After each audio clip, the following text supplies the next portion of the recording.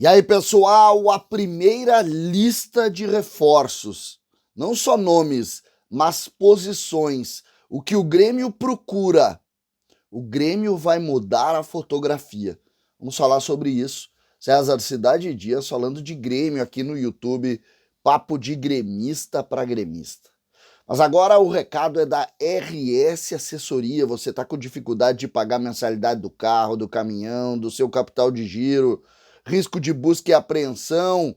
Está na hora de revisar os seus contratos e diminuir essa grande leva de juros que você paga nesses contratos. Você pode diminuir a parcela em até 80%. E como? Conversando com a RS Assessoria. Na descrição do vídeo tem um link, esse link leva para o WhatsApp da RS Assessoria e eles fazem uma análise gratuita do seu caso. Portanto, não tem motivo de não fazer. Entra agora, conversa com eles, uma equipe especializada vai lhe atender. Você vai ter toda a atenção para resolver o problema desses juros que acabam machucando a gente, esses contratos que machucam o final do mês. Então converse agora com eles e resolva. RS Assessoria é a solução.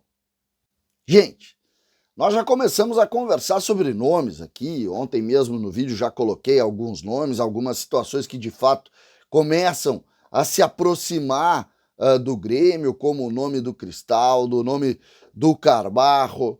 São nomes que começam a circular, outras possibilidades. Mas eu quero aqui inicialmente falar da lista, porque existe uma lista prévia de necessidades para o time titular do Grêmio. E aí a gente vê que o Grêmio vai fazer uma mudança importante de fotografia. E essa é a curiosidade que eu quero trazer para vocês. Algumas até de certa maneira surpreendentes. É claro que essas listas elas estão em um grupo pequeno de pessoas e estão discutindo algumas situações que não necessariamente acabam se confirmando. Vou dar um exemplo. Vamos trazer um lateral esquerdo, mas de repente, vamos deixar o Cuiabano tentar mais tempo e tal. Então, é uma lista prévia de uma conversa de necessidades do Grêmio e de como o Grêmio deve começar a jogar. E aí eu entro numa velha conversa com o Renato Portaluppi.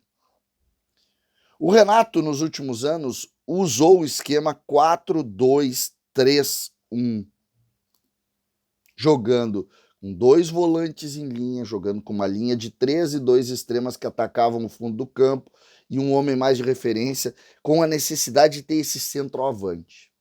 Mas o Renato, em muitos momentos da sua vida, jogou no 4-4-2 com o Losango no meio campo, jogando com 2 atacantes, um mais movediço e um na frente. Renato fez isso durante algum tempo na sua carreira, inclusive com muito êxito. E agora parece que Renato tem a intenção de mudar em razão de algumas situações que o Grêmio apresenta. E a gente aqui já pode começar a imaginar a lista de mudanças da fotografia do time principal do Grêmio. Eu vou começar com o goleiro. Existe sim uma grande discussão sobre se o Grêmio deve ou não contratar goleiro, e a indicação é que deve procurar um goleiro para dar suporte para o crescimento de Breno e também de Chapecó. Segundo o entendimento de alguns do Grêmio, eles foram alçados à condição de titular, antes um pouco do prazo, acabaram sentindo isso, sentiram no ano de 21 e também no ano de 22. Então, o Grêmio deve procurar um goleiro titular experiente para dar suporte para eles. O nome preferencial, todos sabem, seria o nome de Marcelo Groy, mas eu ainda não tenho nenhum nome, então eu só dou aqui a ideia de troca de posição. Na lateral direita, o Grêmio vai contratar. Existe uma ideia de que os laterais que o Grêmio tem não... Bom, os dois vão embora, né? O Edilson e também o Rodrigo Ferreira. E o Grêmio tem nos meninos bons valores, como o Lucas Cauã, que é da seleção brasileira, mas jogou muito pouco nessa temporada.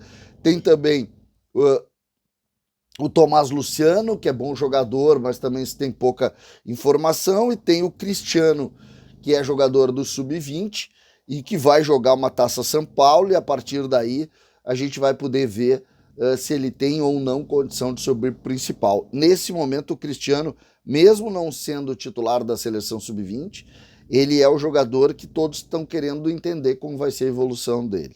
Na lateral esquerda, também, e pelo mesmo motivo. A diferença é que na lateral esquerda, o menino que da base é um menino que o Grêmio vai testar, que é o Cuiabano. Isso já está definido. O Cuiabano eles vão testar. Então o Grêmio tem um goleiro como necessidade, lateral direito, um ou talvez dois. O lateral esquerdo, o Grêmio não quer, vai tentar colocar em alguma negociação o Diogo Barbosa. A tendência é que o Nicolas não fique para uma reserva. O Grêmio vai apostar um pouco em Cuiabano, mas deve também buscar um lateral esquerdo.